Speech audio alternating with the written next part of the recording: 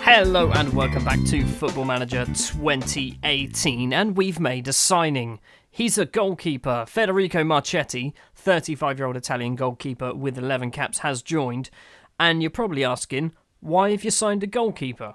Basically, Wayne Hennessy pulled his ankle ligaments and was out for, it says 9 days. He's still out for another week or so. And Sepe is my only fit goalkeeper who's any good.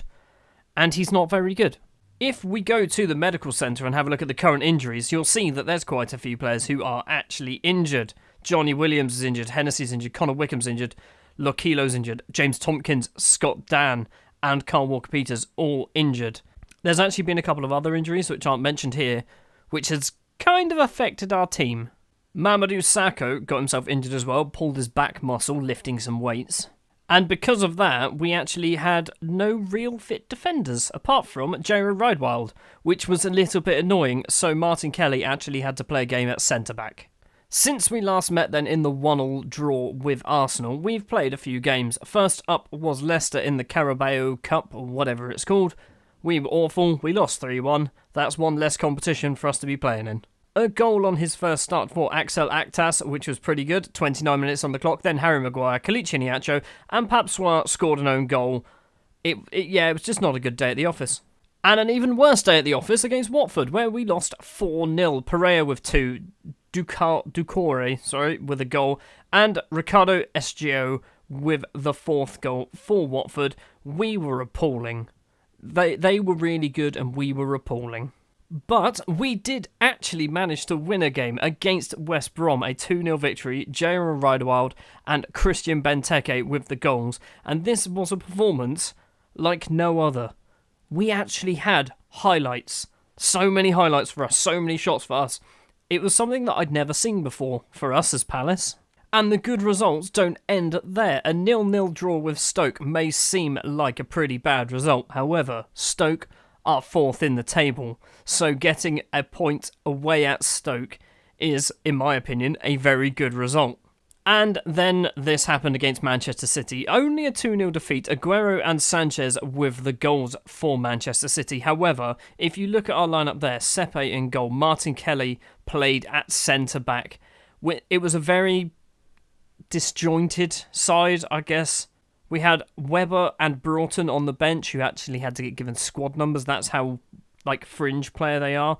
But it was only a 2-0 defeat, and it was Manchester City. And even though we managed to pick up 4 points, we are still bottom of the table on 5 points, Hull on 6, then West Brom and Huddersfield on 7, Bournemouth on 8, Everton on 9, and let's be honest, any higher than that, let's not even talk about it at the moment. Today then, 2 matches. One match which, let's be honest, we're not winning against Chelsea. And then a match which I would consider winnable against Middlesbrough. This is good to see. Late fitness tests regarding the condition of 7 players. Benteke, Sakho, Kelly, Linetti and Papsoir all capable. It's only Hennessy and Lokilo who aren't. Hennessy wasn't going to play. Lokilo definitely wasn't going to play. So, yeah. I'm in a good shape at the moment. Chelsea's form then is strong, ours is inconsistent. Where have we heard that before? The starting lineup then for Chelsea versus Crystal Palace. I don't know whether I've shown you this formation. This is basically the formation that the assistant manager reckons we should play. And then I've tweaked some of the roles. So James MacArthur is a defender midfielder, McKennie's a ball winner midfielder, things like that. In goal, Luigi Sepe makes his second appearance of the season for Crystal Palace. Back four of Suarez, Sakho, Ridewild and Palencia. Midfield trio of MacArthur and McKennie, with Ki Sung-young just in front. Zaha and Townsend are the wingers, with Christian Benteke up front. The biggest problem that we have is lack of goals. You can see here are the goal scorers. Ridewild's got one, McKennie's got one, MacArthur's got one, Townsend's got one, Benteke's got one, and Woodburn's got one. No one scored 2 goals. Aktas has got one and Baselli's got one as well. Marchetti is going to get given squad number 22. He is on the bench today. I'm studying the Chelsea side as if I'm going to find some weaknesses that I can pinpoint and utilise, yet there's none. There's just no weaknesses there. passionately, we've nothing to lose here. Nobody cared. We're going to play this game on counter, and if I'm honest, we're probably going to go contain if we get anywhere near a goal. If they score a goal, we'll just end the match. I probably won't show you anything else. 15 minutes in, and so far, no highlights. There's been a lot of shots, but no highlights. 30 minutes in, still nothing. Just still nothing happening. We've finally got a highlight on the 38th minute, and it's starting off with Palace at the back. James MacArthur gets tackled by Kante, and Kante he's got some options. He's gone it alone, and he's hit it just wide. That was pretty awful.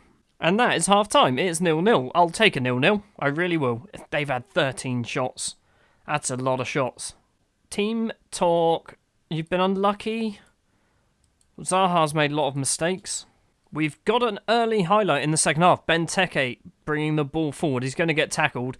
And it looks like Chelsea are going to make the counter. Pedro across to Willian. Willian gets tackled by Zaha, and Zaha cocks it up.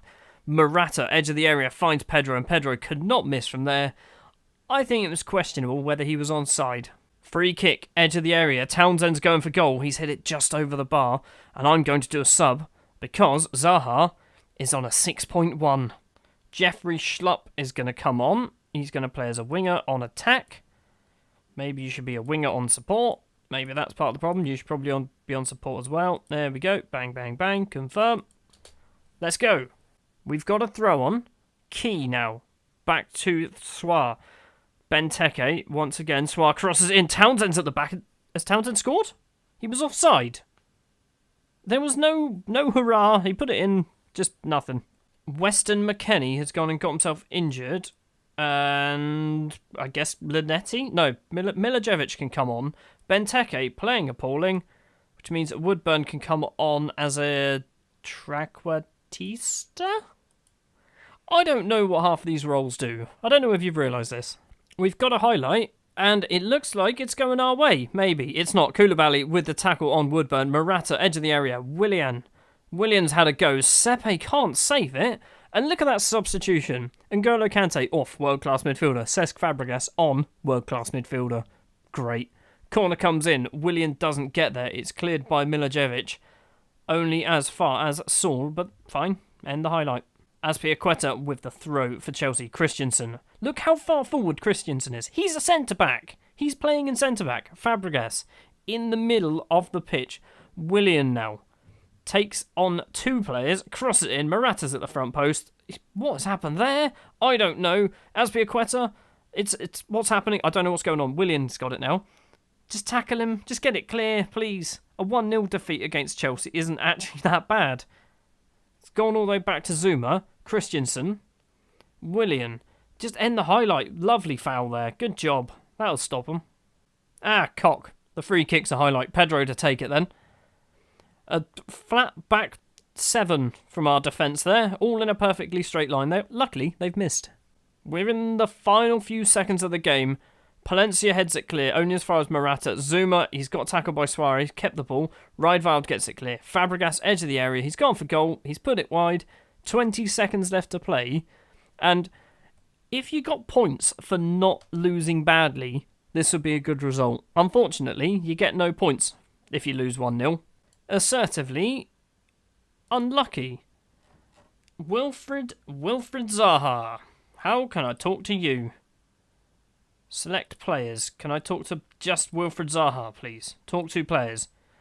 Angrily, you were awful. An assistant can say nothing.